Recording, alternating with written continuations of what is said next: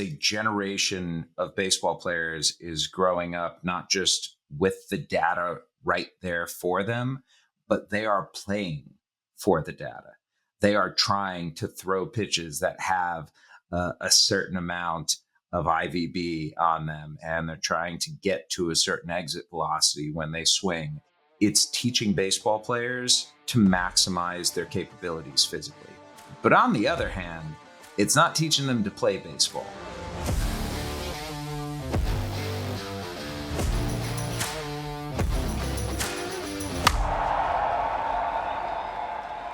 Hey guys, welcome to another episode of the Advocate Podcast. I'm your host, Matt Hannaford, and today I'm joined by an absolute legend.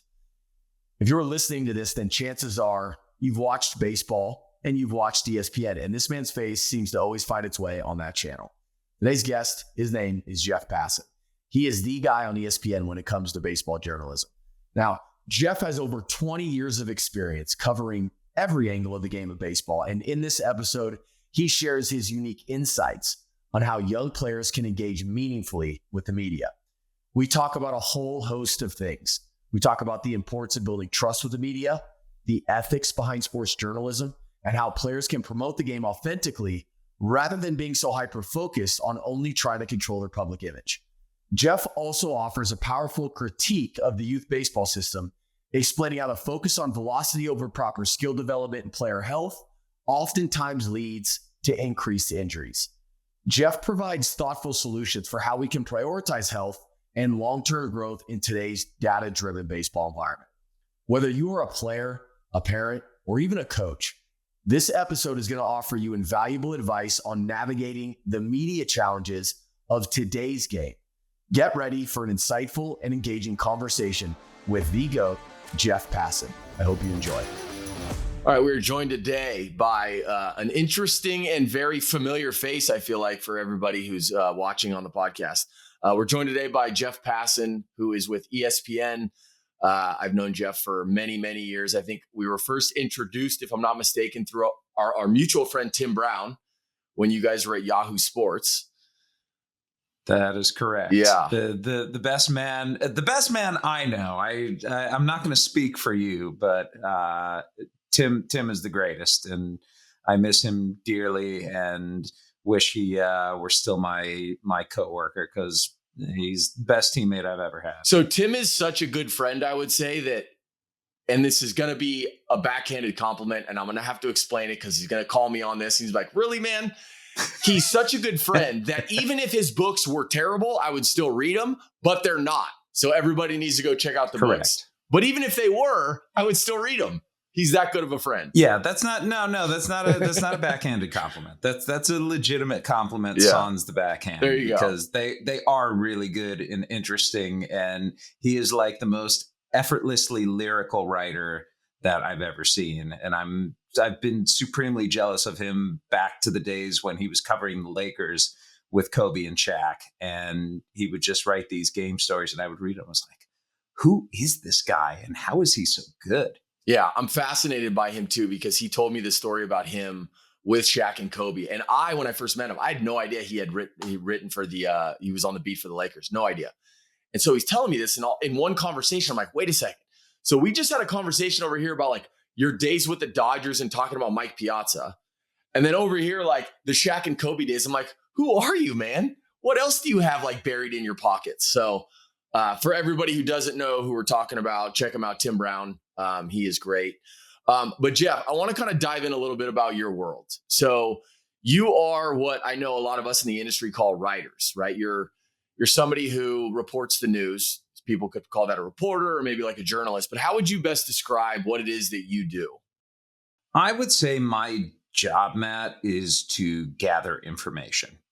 And I'm looking to gather information on all sorts of subjects. If it is June and July, I'm trying to gather information on trades. And if it is October, I'm trying to gather information on the playoff teams to talk about on air and to write in stories. And if it's November and December and the way free agency works today, January and February, I'm trying to gather information on who's signing in different places. And, being this center of information is good in a number of respects. Number one, to distribute it out to the public. That is my main job, right? Like to inform baseball fans about what's going on in the baseball world. And you need to know at least a little bit of everything, whether it is collective bargaining, injuries, where the business side of the industry is going, youth baseball. Like, I feel like I have to be conversant in all of those things because your information, if it's no good, renders you as a reporter, as a journalist, completely worthless. People aren't going to trust you. People aren't going to seek you out. But I think the information also goes in a different direction as well. And I've been covering the game for 20 plus years now. So I have that institutional knowledge where when a player is coming up, if he doesn't know something and is afraid to ask people in the clubhouse,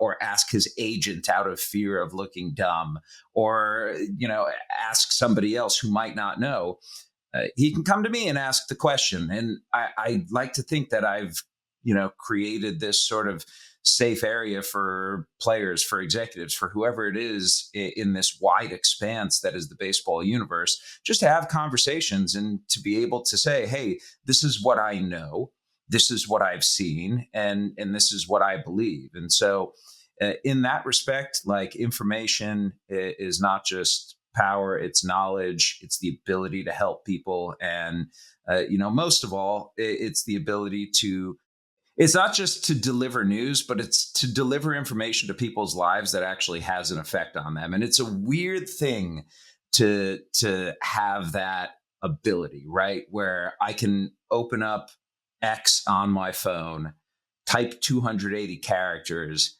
and know that tens, hundreds of thousands, potentially millions of people are going to see this, and it's going to change their day, sometimes for the better, sometimes for the worse, but it's going to have an effect on their lives. And that is something that I do not take for granted. And it is also by far the coolest part of the job, knowing that there are people out there who, oddly enough, hang on my word when it comes to baseball, and that it carries a lot of weight.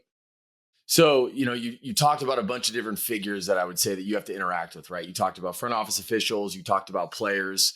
I want to stop for a second with the players, because I think from a player's perspective, when they come into, I'll say, beyond professional baseball, when they get to like the big leagues, that's really one of the first times where it's the relationship has the potential to be either a positive thing or potentially a negative thing, depending on how they choose to handle that relationship.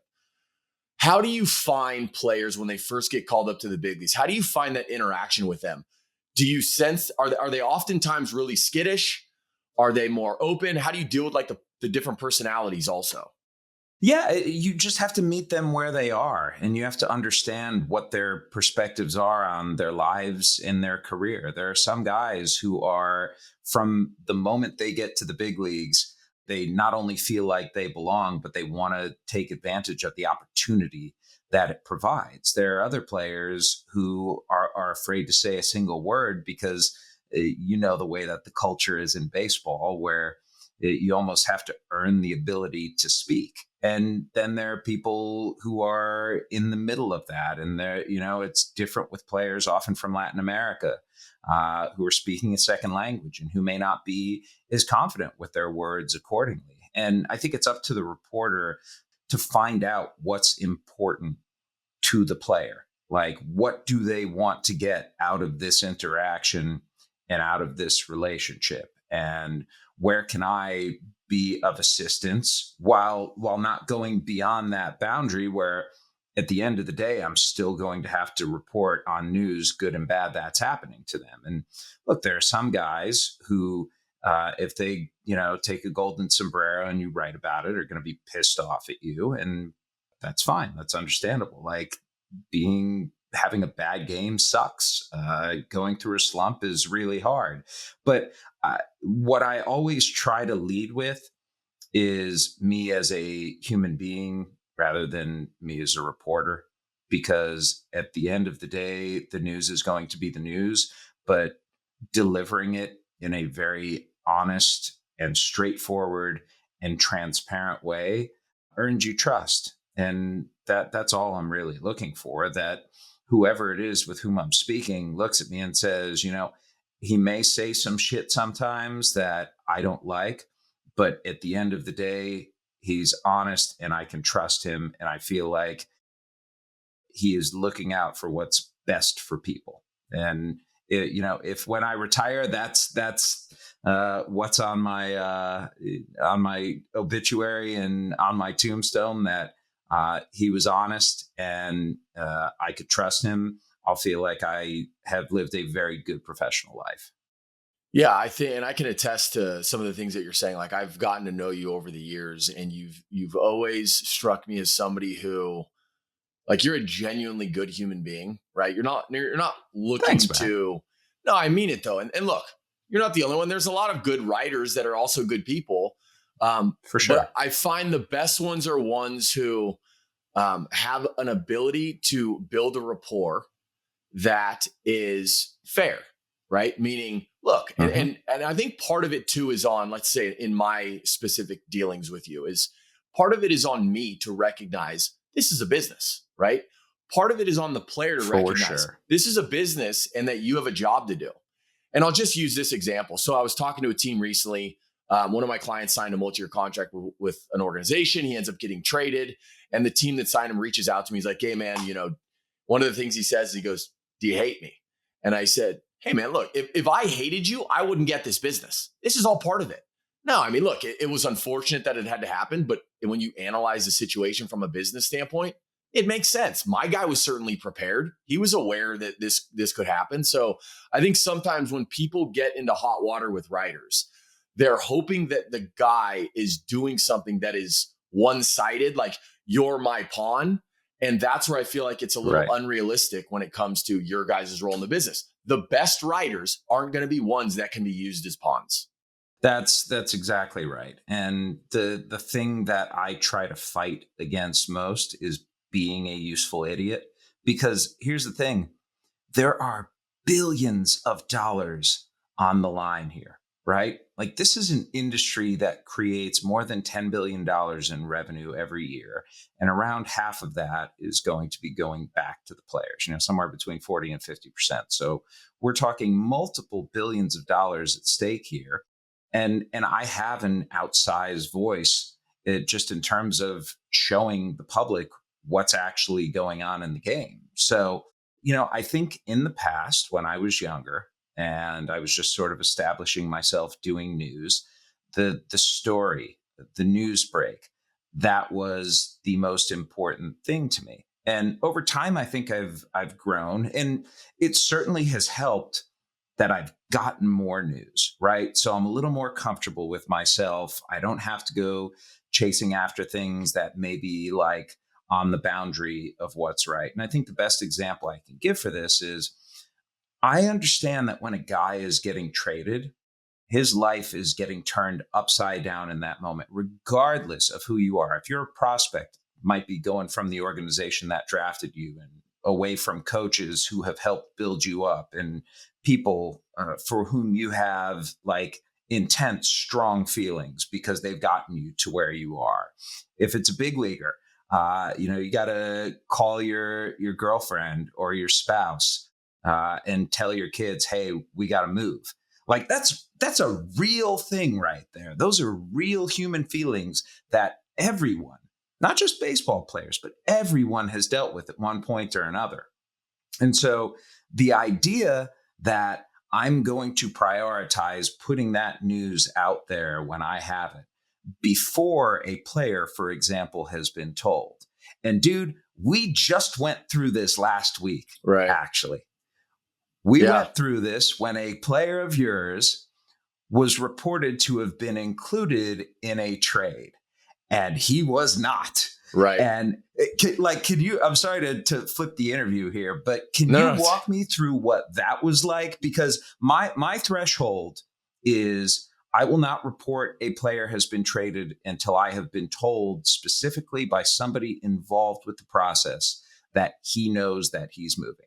That's my standard for reporting a trade, because I don't want to be the guy who report something and then the player says, I found out about it from Jeff Passan on Twitter. Like that's icky to me. That doesn't make me comfortable. But when the kid's name is out there, are you getting calls from him saying, no? So I'll tell you what's crazy. And what ultimately, it was a God moment. I have no idea. I was in the Cape and I have no service. So I'm getting these random text messages. I'm getting random text messages from different people in the industry saying like, hey, your guy just got traded. And so I'm trying to call him. The phone won't go through. Mm-hmm. And then that's when I get the text from you saying, hey, by the way, I saw this was reported, but I've confirmed that he's not in it. And so literally like 10 minutes later, I finally got the service and we were able to talk to him. And yeah, he had not been told anything from the team. And thankfully for us, he wasn't like on his phone. So it wasn't like he was, seeing this firsthand. And this was a guy too, who he had just gotten traded to that organization not too long ago and loves it. Right. So yeah, that is like at the end of the day, I want to be able to look in the mirror and say that I did right by people as human beings and I did my job well. And I, like when I started this sort of policy a couple of years ago, I didn't know how it was going to work. Like, am I going to lose too many scoops and have to reconsider this? And no, I think what it's done at the end of the day is earn me more respect from the people who are making the decisions and the people who are involved, because they understand that this is coming from a genuine place and that, as much as I am bound to report on bad things happening in the game, I don't have to take that tack with everything. Right. I don't have to be unnecessarily aggressive just because the social media machine demands now, gimme. No, I'm going to do things the right way. And if it happens to be a little slower than one of my competitors, then I'll live with that. Right. Well, you've certainly built up the ability to do that. That's for sure. And yet here I find you breaking stories all day long, regardless of this. So you're doing something right. So we're going to get into the whole travel ball thing. Okay. But I want to kind of, before we dive all the way into that, I want to ask you some questions and get your personal opinion based on your expertise. So I want to talk about players who are dealing with the media. And I want to talk about some things that you've experienced that players do well, and some things that you've experienced that players have made mistakes doing that ultimately have come back to backfire a little bit. Are there any specific examples? And I'm not asking for names, but any specific things that players have done that you've seen that are like, this is great. This is what more players should be doing when dealing with the media. I think I'm actually going to answer both sides of this question with the same thing. Accountability to me is number one. Are you accountable after a bad game or a disappointment? And by accountable, I mean, are you willing to walk through the thing that just happened? Or are you the guy who only comes out to talk with the media after he goes 3 for 4? And look, it's not about talking with the media as much as it is when the rest of the guys around the room are looking at you. Are they inside that clubhouse saying, you know what, why does he only talk when he does well? Why is it a one-sided thing with him? Because if he doesn't do well, then somebody has to talk. And if that somebody is me, why am I talking when this other guy should? So I think accountability, I think honesty, like don't lie to the media. Just don't. It never turns out well. This game is too small and has too few secrets for lies to get by and for people to do that consistently and get away with it. And it just doesn't work out well. Good things beyond accountability.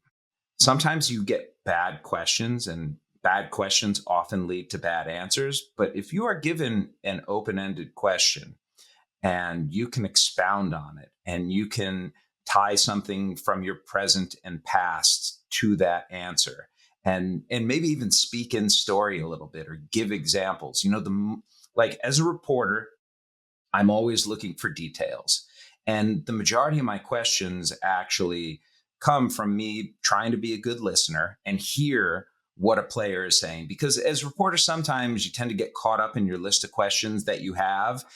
You have to be listening to what the player is saying, because follow-up questions almost always get the best details and flesh out these smaller ideas that players may be offering. So talking in detail, talking about things that are important to you, whether it's on the field or off, showing who you are as a person. Baseball players, okay, there are some baseball players who are single-minded toward baseball, but most baseball players have things they love away from the field. And I think fans want to know about that. Like, we want to get to know who players are, what makes them tick, what they enjoy, how they got here, who is important to them, all these things that make for a full human life. It's our job to find that out and present that to the public, a public which is clamoring for more information beyond how fast you swing the bat or how hard you throw your fastball. All the data is great, and that's part of what baseball is and always has been part of it. But I think in the modern media world, we want more than ever from our celebrities. And for players, as much as you're willing to give, that's great. But also, don't be afraid to keep some things for yourself, because you are not owned by the public. You can tell the public what you want to know about you, and they will eat that up.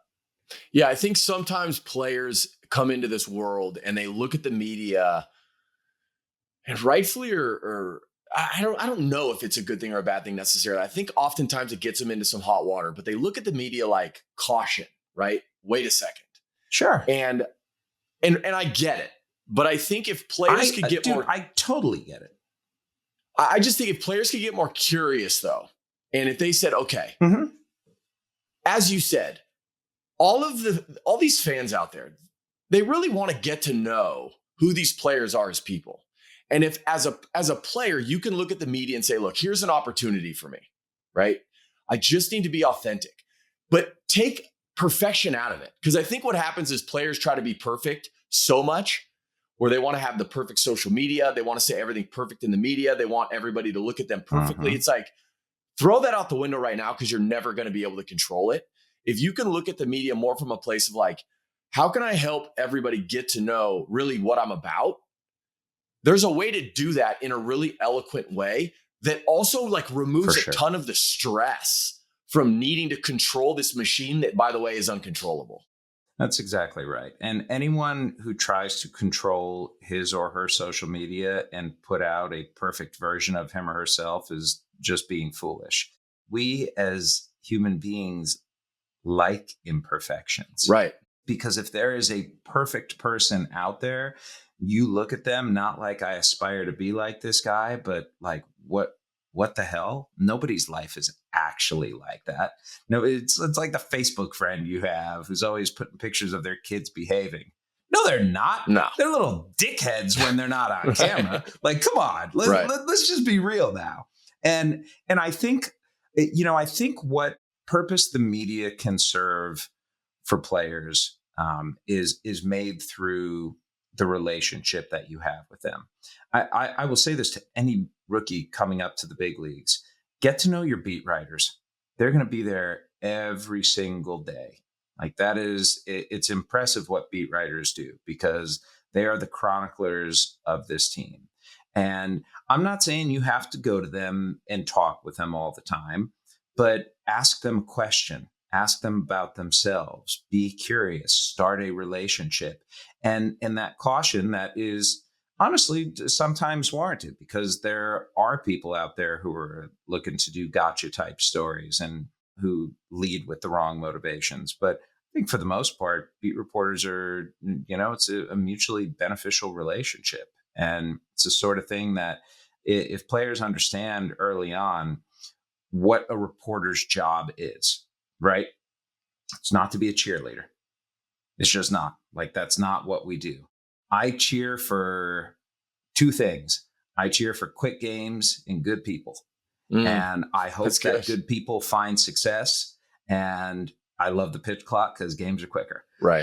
But I'm never going to sit there and root for a team and I think that as long as players understand the role of the media's been demonized, man, in so many ways, especially in recent years, and seen through this lens that's just not particularly realistic.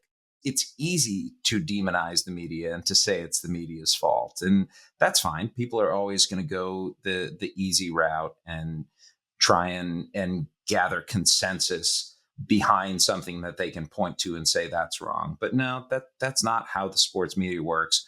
We're there trying to do our jobs, just like you are there trying to do your job. And if there's anybody outside of the fraternity of baseball players who understands what it takes to be a big leaguer, what it takes to succeed, all the hard work, it's the people who are there every day as well. And as long as there's a shred of humanity in those reporters, they're going to understand and not, destroy you for those lower moments that you're going through in the same way that fans might, because fans, at the end of the day, they are rooting for laundry and they hope that the players who are wearing it at that time are going to succeed. But at the end of the day, if a player moves on, they're still going to root for the team. Reporters, all we're doing is just trying to chronicle the day-to-day goings on in this game that ensnares and enchants so many people. Yeah, I think the reason why, at least recently, I think a lot of writers are getting a bad name, and it's not even in, just in sports, it's throughout different industries, but it's kind of like the clickbait stuff, right? It's Sure. needing to talk about certain subject matter that really is what these listeners or these readers want to read. So, how do I get crafty and create a title that just gets them to click on it for whatever reason? And that's where I think sometimes players kind of group everybody together and they think, oh yeah, you guys are just looking Yeah. for the story to, sell newspapers, and like, don't come talk to me. I'm not going to help you do that. Yeah. And look, like sometimes that story actually is the story. And it's a matter to me of players hopefully having a media literacy, which is a hard thing to come by now, but that's on agents and PR departments to explain to them that, hey, this might be a story. Here's why it might be a story, and here's the right approach to talk about it. But I also think that relationship that a player has with a beat reporter or a national reporter like myself or Ken Rosenthal or so many others, if you can have that conversation with the reporter about why this is important, you might disagree, but at very least, it should be respectful and you can get that perspective and agree to disagree on it. Like happens in good relationships all the time. I don't agree with my closest friends on everything. I disagree with them a lot. My wife disagrees with me all the time. It's great. But at the end, we find a place of mutual understanding. And I think as long as you're operating, Matt, from this perspective where you're looking at it as a human being and where you're trying to do right and be forthright and transparent and honest, any player who at that point still thinks that you're the enemy or you're on the wrong side, I'm okay with just knowing that they're wrong. Right. Like that's all right. I will be comfortable with that as long as I feel like I've done my duty of all those things that I just mentioned.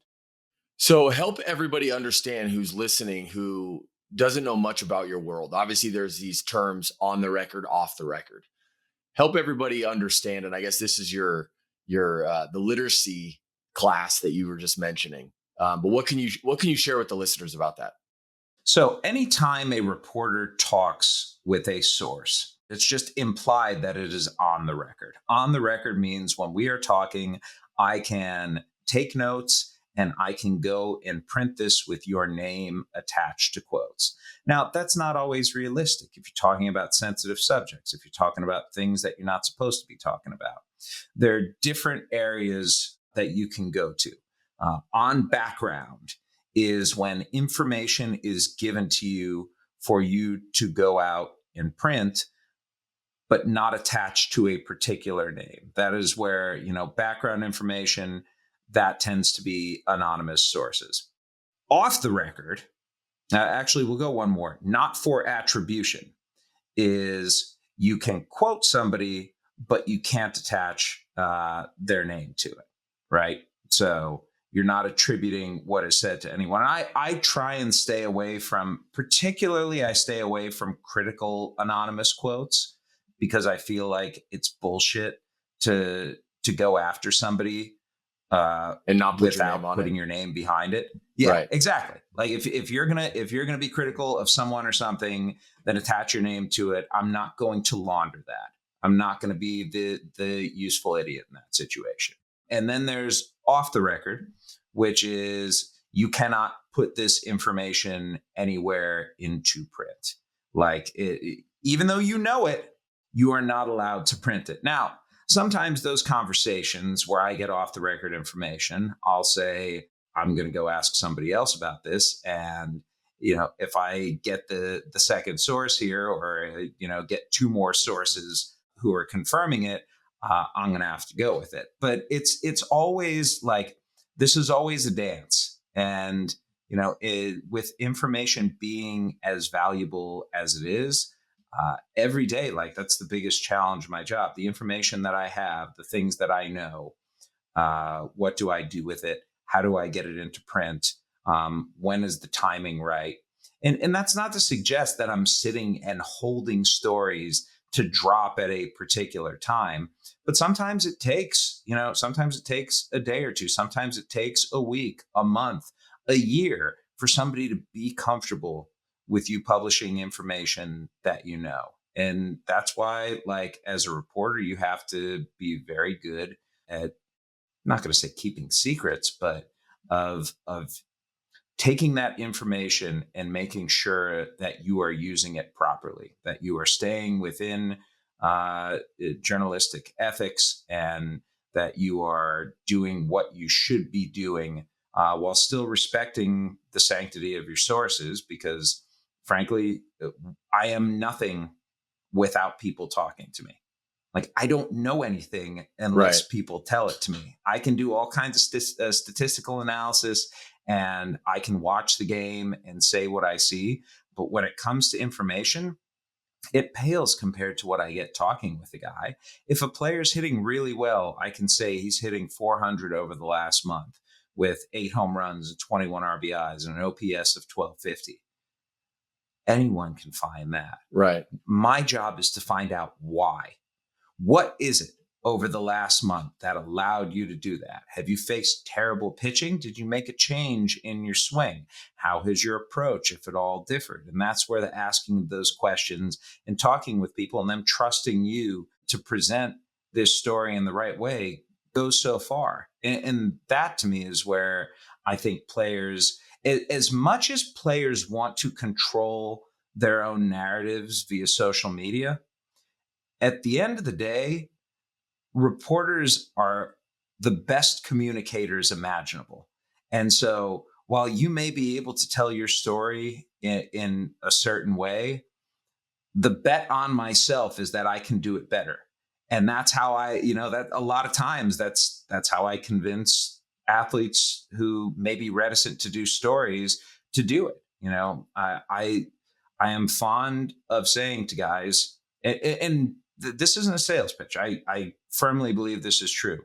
20 years from now, you're going to look back on your career and your kids are going to be the age where they want to understand what your life was like then.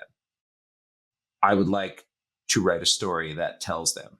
So when they ask that question, you can say, read this. And this will properly communicate where I was at this particular point in my life. And I think it's a real service. Like I love that I have the privilege to do that, to work with these people who have extraordinary abilities and try and get at the core of what makes them, what makes them tick, what's important to them, what's on their mind at this particular moment in their lives, because it differs, man. Like I'll go see players at the Futures game who are 20 years old and on the cusp of the big leagues. And it's like their whole lives are ahead of them. And then I'll see guys who are 25, who are early on in their careers and are about to start seeing real money for the first time, and what kind of an effect that has on them. And I'll see guys who are 30, and there's no baseball player I like talking with more than someone who just turned 30 because they start to get it. Like life is coming into full bloom for them at that point. Quite often they're married. Quite often they have kids who are young and they're seeing the struggles of getting past 30 years old and maintaining these skills that for so long came naturally to them. And there's this conflict there where the degradation of their body is intersecting with the growth of their wisdom. And how, can one outpace the other? Can that knowledge in life carry them up here while their body's trying to pull them down? And when they're 35, they know they're getting toward the end of their career and they get a little wistful and, they're much deeper thinkers. And so seeing all of these different stages of the baseball life that in the best case scenario, man, lasts like 15 years, I think it's a really cool thing to see guys from the start of their career to the end and where they've gone as human beings. Well, it's no surprise you're good, man, because I just sat there and I was like, keep talking, because this is like poetic. Jeff, you are, as you just so eloquently described, like you're a student of the game, right? I would say that you are a student of this game. And I think more so than many guys, you've been at least my opinion is you've been really fascinated with like the analytics and where the analytics have taken us in this game. For sure. I'm curious to get your thoughts about where you think it's going. I think so many people, like any market, right? There's like this overcorrection. And I think so many people eventually see it kind of coming back to maybe neutral. And I'm curious to hear from you if you think that's around the corner or how do you think this goes? I don't either. I don't think it's going anywhere. And I don't think it's going anywhere because a generation of baseball players is growing up, not just with the data right there for them, but they are playing for the data. They are trying to throw pitches that have a certain amount of IVB on them, and they're trying to achieve certain spin rates and spin axes on their pitches, and they're trying to get to a certain exit velocity when they swing and a certain bat speed when they swing, and actively training for that. And on one hand, I think this is a good thing because it's teaching baseball players to maximize their capabilities physically. But on the other hand, it's not teaching them to play baseball. And there has to be that balance there in order for the best players to come of this system. I think youth baseball in America particularly is kind of broken. And we can get into that later. And this is a small part of it. I kept my kid away from a TrackMan unit for as long as I possibly could.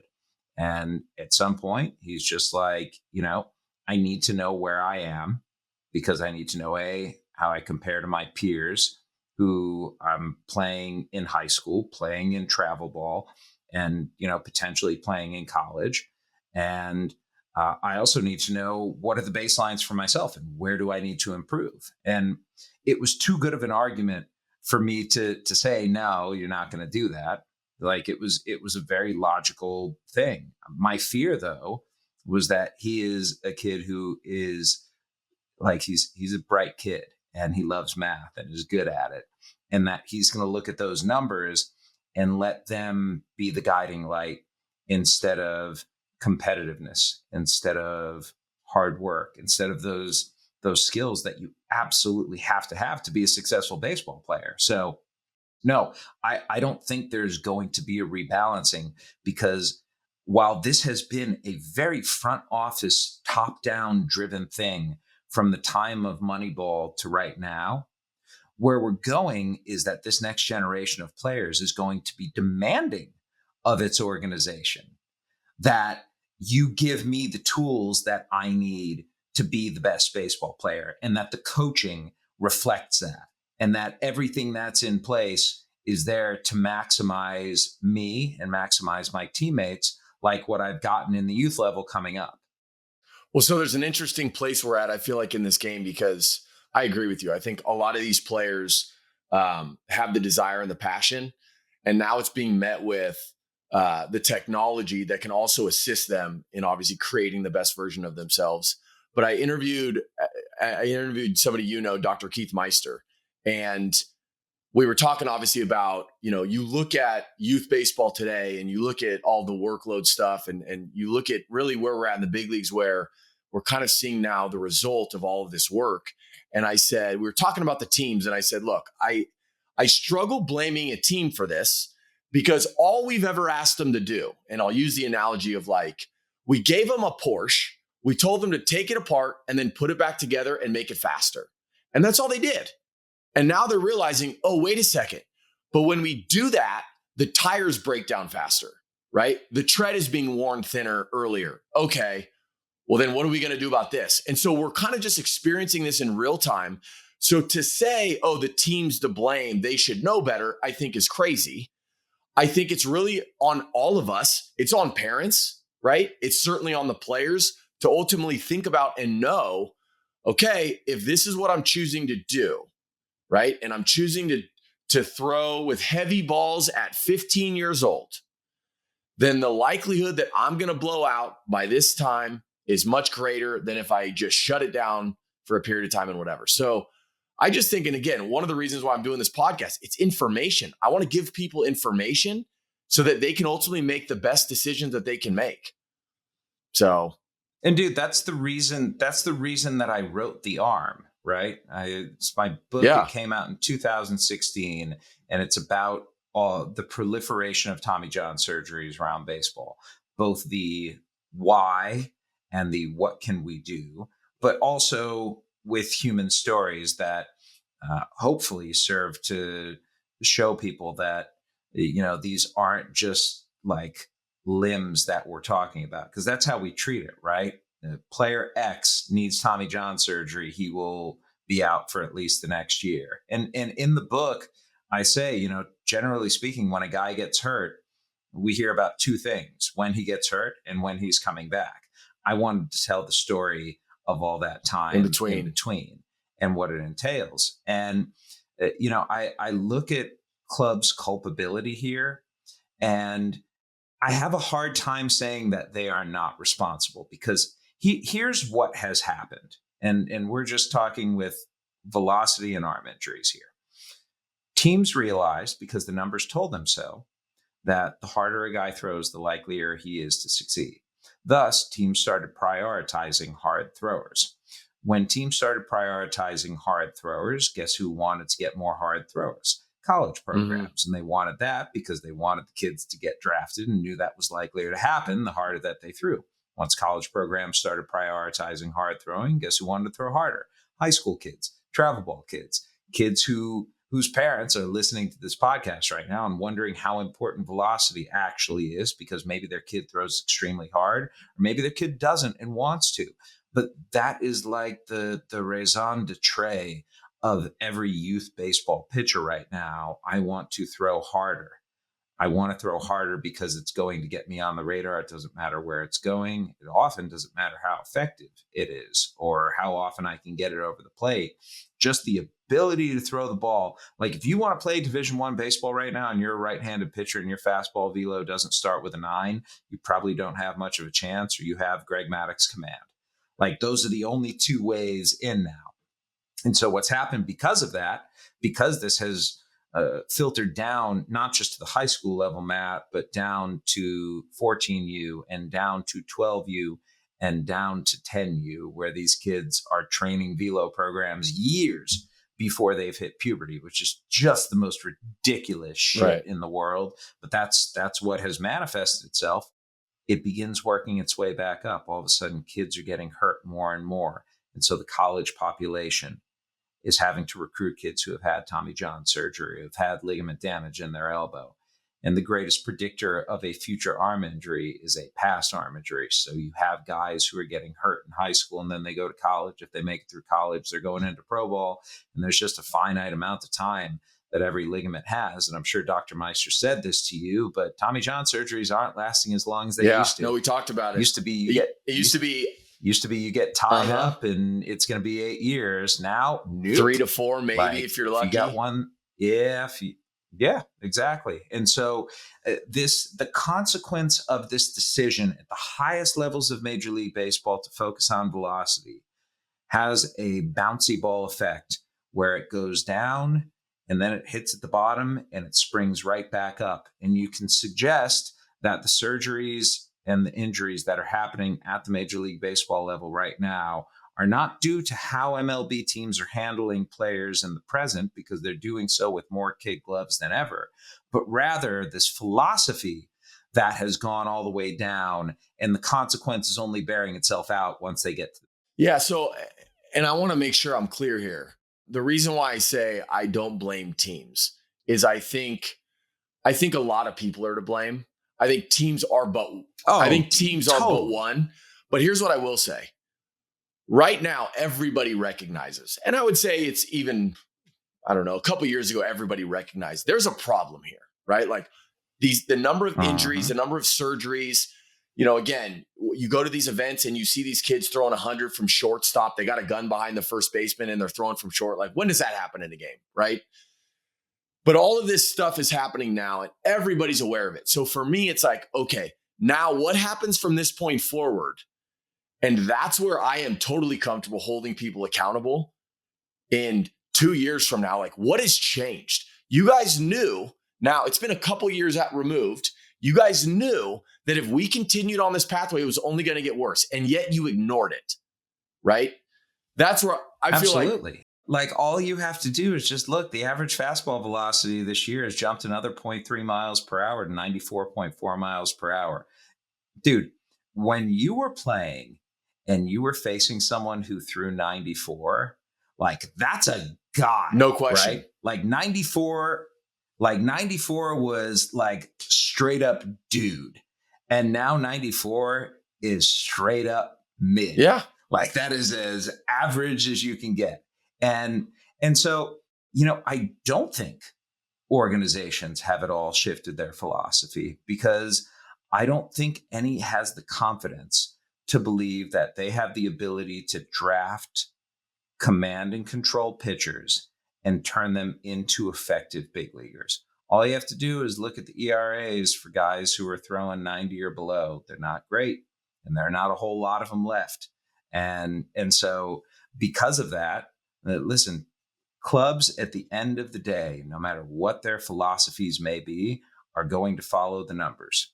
And if the numbers say that command and control pitchers who aren't throwing very hard are getting knocked around, it's going to be a whole lot more difficult for scouting directors or for player development directors to convince their GM that this is the route to take. And GMs are going to say, why would I go after, like, do I believe enough in our player development to take these guys who are ineffective everywhere else and make them effective? I mean, that is hubristic. That is arrogant. And you better be right, or you're going to get fired. Well, and I think that's part of the problem. No one has ever gotten fired for having too many pitchers who throw 100. Right. No, hey, look, it's a big problem we have. It really is. I agree. And I think, again, just going back to travel baseball and youth baseball, I think it starts there.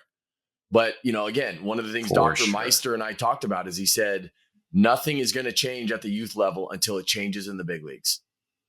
He's right about that. Yeah. Listen, every youth player, my kid is 16. He's not looking up to the kid he saw down at Lake Point who was throwing 93. He's looking up to the guys in the big leagues who are carving on a nightly basis. How has your experience been with travel baseball and youth baseball? I hate it. Okay, let's rephrase. I think travel baseball, just generally speaking, takes advantage of parents and enriches middlemen, and that just the way that the whole system is set up really bothers me, because I feel like there are a lot better ways for baseball players to learn than flying around the country and participating in tournaments that encourage kids to throw too much and are de-emphasizing skill development. Now, don't get me wrong. I do think playing the game is an important thing. And I do think, especially if you're in, like, we live in Kansas. And so the competition around here, it's good, but it's not California. It's not Texas. It's not Florida. I understand the desire to play greater competition. I love getting to watch my son play baseball. It makes me equal parts proud and nervous and excited and horrified. I am a terrible baseball dad in that when my son is pitching, like if he throws a ball, I'll shift in my seat. And if he throws a strike, I will just sit there and will not move a muscle. Like I stop breathing because I just want him to go on. I want him to go on a run, and I want him to pound the zone and get swings and misses. And so I live and die with it. But I just look at the way that the system is set up. That's the part that I hate, because I think it is more for profiteering than it is for developing baseball players. I think it preys on parents who are ignorant and who just don't understand that there are resources out there to educate them. And I think it's turned into an enormous industry that is being piloted by people who don't necessarily have the best interests of the kids in mind. And when you are leading with dollars rather than children, I think it's absolutely the wrong way to go about it. Yeah, I think a lot of these organizations are led by the belief that exposure needs to be the number one thing, and they kind of use the exposure as a way to get you to come to these tournaments. And that's where, and I've said this on my podcast repeatedly, but like if families can just remember that development is the number one thing that you should focus on as a youth player. Always. No, and then the byproduct of developing as a player is utilizing competition through going to an events, but like select events that you choose to go to like test your skill. And then when all of that lines up, then the exposure is the result of doing all of that well. And listen, man, there are parts of me that feel hypocritical about this. And I have cognitive dissonance about this, because on one hand, I hate the way that the system works. On the other, I understand that the system is what it is right now, and that the only way for your kid to ascend in the baseball world is to be part of the system. Unless we're talking about like the elite of the elite, the kid who is so good that he doesn't have to go to showcases, doesn't have to go to tournaments, that organizations or colleges just love him, period. But that's a handful of kids. That's not the majority that we're talking to here. I mean, my son is a very good high school baseball player who might be more. I don't know. Don't know yet. He's going to be a junior this year. And so we're going to see what that development curve looks like. And we're going to see how he plays over the summer. And I wish that he could focus more of his time on getting better. But there are tournaments to be played, man. And it's every weekend. And it is inconvenient and costly for parents. And realistically, I don't know how much it actually does to make good baseball players. I think it makes the baseball economy run. And I think it can be convenient for college coaches or for scouts who are looking for stuff. And maybe that is the clientele to which the Perfect Games and PBRs of the world are catering. And the players are just the product, right? Which is kind of funny to me, because we as parents are paying to be a product. Right. Like, never has made a whole lot of sense to me, but that's the way that the system works. And the truth is, until parents rebel, which is not going to happen because they're too self-interested, or Major League Baseball or a larger institution that is impartial toward this takes over, which I don't think that's going to happen either, because they've had a long time trying to do it and just zero motivation seemingly to do so.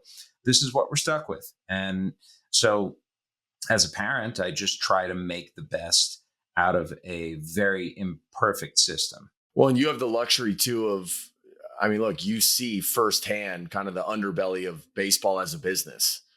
And so you can see this from a distance, like playing out. You know exactly what's going on. Where I think sometimes these families from middle America, even in Kansas, who, their parents are teachers and they think their son is really good. He's one of the better kids in the area. And so it's like, no, we have to go to this event, and it's going to cost us $2,000 to go, but then we're going to have to get flights and, to eat and all that. It's going to be a $5,000 trip as a family for us to go do this. And the thing that crushes me, Jeff, about all this is these tournaments are always like when they would otherwise be going on vacation as a family, And they're like, but we need to do this instead. And it's like, I just get frustrated because, I mean, I had the luxury of playing baseball when I was growing up. We didn't have travel baseball. It was before travel baseball. And we got to go on vacations. And like, those are some of the memories that I look back on today. And I'm like, I can't imagine not having that and only having these baseball tournaments every single weekend. And look, for me, if that's what the family wants to do, fine. But they need the information to evaluate. Like, if your goal is, my kid's 13 and I want him to get drafted, settle down. We have no one's going to be able to tell you if he's going to be drafted yet. Give it time. You need to let him develop. Don't worry about going to this event over here. You need to develop and focus on his skill. The one advantage I would say that we have in the United States and Canada and Puerto Rico is that, the kids aren't signing at 16. Right. Like in the Dominican Republic, if you're 13 years old, then that thing that you just said that sounds so utterly ridiculous actually does happen. Because like regularly, like 13-year-olds are regularly agreeing to deals there, which like I still struggle to understand how Major League Baseball has come to a place where this is okay. And you can argue, and this is not an unfair argument, actually. You can argue that this is the way that the soccer system has worked for a long time. Kids go to clubs at 10, 11, 12 years old. And that the Australia, you've talked with Liam Hendricks about this, certainly. Like the Australian Institute for Sport, it's really good at identifying at a young age who the elite athletes are and putting them in positions to be the most successful that they can in their respective sports. But the way that baseball does it, with kids dropping out of school in impoverished countries, where the success rate of players coming from the Dominican Republic and being big leaguers, it's sad. The whole thing is sad. Really is. I feel like we could talk about this forever, and I get bummed out because I'm like, there's a solution here somewhere, but it's going to take a lot of people who are willing to be brave and, like you said, put their foot down and go against the norm. Yeah, and I don't think we're there yet. And I'm not, honestly, I don't know what's going to get us there. It needs to start, though, with parents. It needs to start with parents saying that this doesn't have to be the way, that there is a better system. Parents have a small window of time generally when their child is in this system. And unless you are the kind of advocate who is rare, which is the sort of person who will advocate for something when it's no longer personal to him or her, they almost, by the time they realize the faultiness of the system, their kid's almost out. Yeah, they're through and it. then at that point, their perspective is going to be, thank God we're done with that. Not, I need to be a revolutionary and help fix this. Yeah, great point. Well, I guess a few more questions for you. Going back to the media stuff just really quickly, is there anything that we didn't touch on that you think that if you were talking to the next Bryce Harper, Mike Trout, and this kid's 13 years old, what would you tell him about the media? What would you say to him? I think I would say that I don't know that there is a duty for baseball players to sell the game, but I think there's a vacuum of players who are like publicly out there trying to remind everyone how awesome baseball is. Like if we look at the best players in the game right now, Aaron Judge isn't somebody who is out there publicly very often. Like he's a guy who keeps to himself. It's hard to be a big leaguer as good as he is, while also being the person who runs the New York Yankees clubhouse. So I think he appreciates the time with his wife and his family and does not want to take on that mantle. Same goes for Shohei Ohtani. He's not somebody who's been out there publicly a lot. And so any player who's going to be at that echelon where he can help sell the sport, I think like embrace that and rely on the people who are around you and lean on them to understand what the best path forward for you might be. And yet do so while understanding that things get tough sometimes. Like, I think Julio Rodriguez is actually a perfect example of a guy who did want the attention and who did want to be out there and who's been awesome about it. And he's having a rough Right. year. So like it takes vulnerability to do that. But at the end of the day, I think paying it forward in this game is the most noble thing that you can do. And that baseball needs more people out there to compete with the juggernaut that is the NFL and the personality factory that is the NBA and all of the other sports out there that are looking to take baseball's market share at any given time. No, and they are. I mean, I've looked at, go look at the social media accounts for like LeBron James, and it's at like hundreds of millions of followers. Go look at the social media account of the NBA. It's like, I don't know, 30, we'll call it, right? And I'm just picking that number. I know it's much less than LeBron. Same goes for the NFL. Yep. Same goes for all these other leagues. But then you look at baseball and you're like, okay, who's got the most followers right now? And I'm not even sure who it is at this point right now. When I looked at this a couple months ago, it was Mike Trout still. Or no, it's probably Shohei Ohtani, right? Yeah. But it's Ohtani. But now, the MLB has more followers, and I'm like, that's just wild. Yeah, it really is. I think what players need to fully embrace: the players are the game. Period. The game's not the bat. The game's not the balls. The game's not the laundry. The game's not the lines, the grass, the dirt. The game is the players. Without the players, the game is just a mediocre version of itself. And, I think the more the players embrace that idea and the more, and not that they're selling themselves particularly to the public, but that they're selling themselves within that context of, I am a baseball player. I'm a fully formed human being with various interests, but my vocation is as baseball player, and I play baseball because, and like sometimes the answer, by the way, is money. Like more often than I think people would think the answer is money. But those guys who really do love the game and who want to see it grow and to whom that is important, use your voice, use your platform, use anything you can to give the next generation what the previous generation gave you to make you fall in love with it. I could not agree more. I mean, when I got into this business, I remember, reading Marvin Miller's book, right? A Whole Different Ball Game. And all they talked about was how like this prior generation had done so much work for all of these now players in the big leagues today to ultimately benefit from it. And I think if you take that idea and you apply it then to even the younger generation today, I think that's a great message.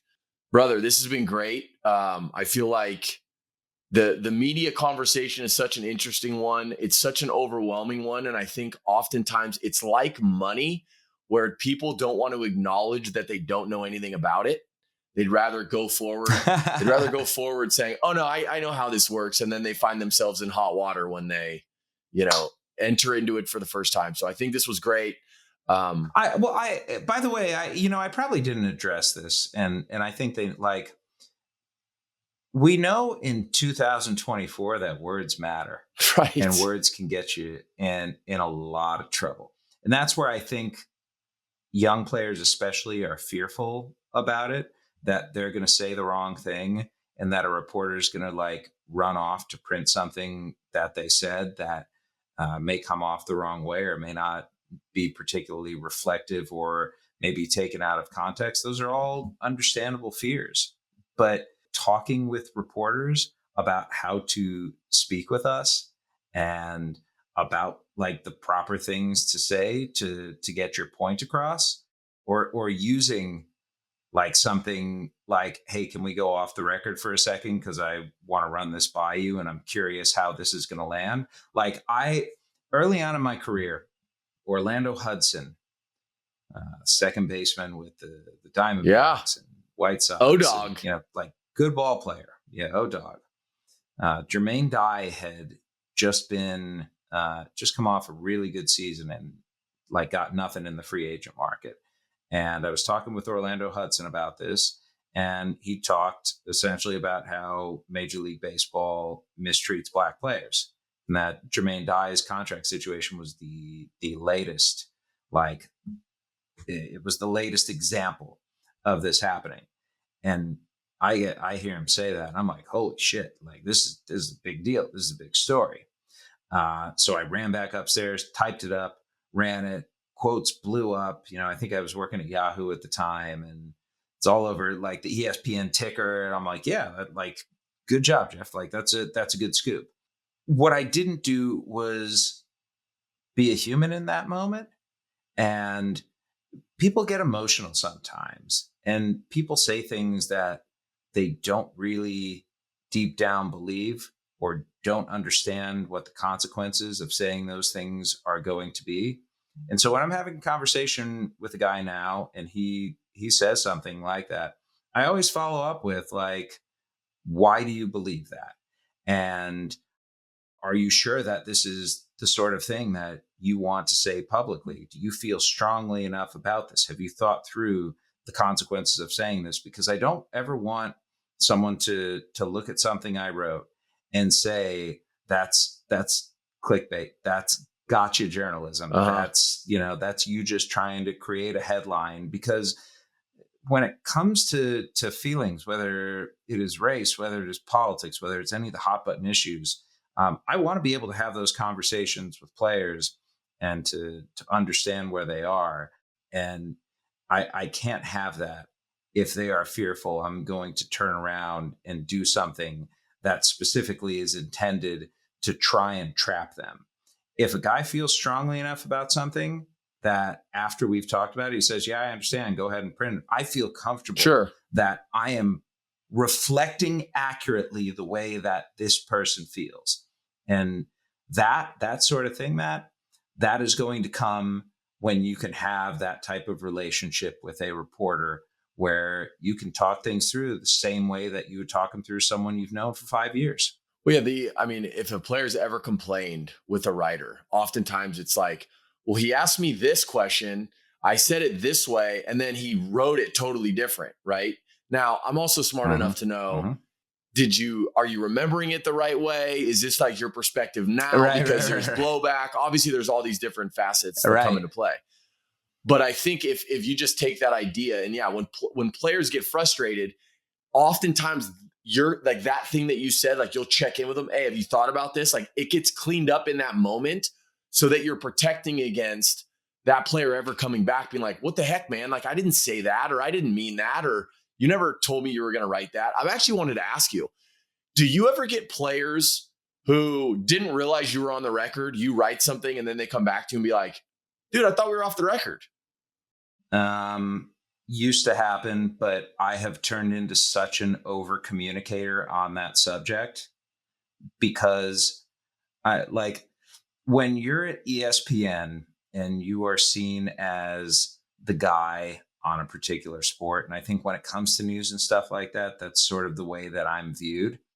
There are always going to be people who are looking to either take shots at you or have reason to dislike you. And I always want to be above board to the point where it's beyond probably even I ever imagined it would be. It's not worth it to me personally because I've built up this reputation that's really great. I'm proud of it. And I don't like on account of something that could be minuscule comparatively, I don't want to mess it up. And so, communicating with people so that they feel like I am properly reflecting their feelings on the subject is an important thing for me. And I think the way that good journalism gets done, transparency matters, man. And if somebody walks away from a story with me saying, I feel like he did me wrong, then sometimes that's just an excuse, but I will ask myself, did I fail here? And I have. Like I've done that, and when I fail, I try to learn. Like it's the most important thing you could take away. That is what I got from covering baseball, Matt. I understand that failure is part of life, but that failure without a lesson learned, is a missed opportunity. Yeah. Well, buddy, I hope I didn't hold you from hopping on the Pat McAfee show. If I did, I apologize. No, he's off the air right now, so we're good. I appreciate you. I love Appreciate it. the consideration. Yeah. Thank you. No, I do appreciate your time as always, man. This has been very helpful, and I'm sure a bunch of people will have questions, so I will certainly send some your way. And again, just trying to help all these families and players out. So thank you. Well, I appreciate what you're doing, and this was a lot of fun, and look forward to doing it again. Awesome, man.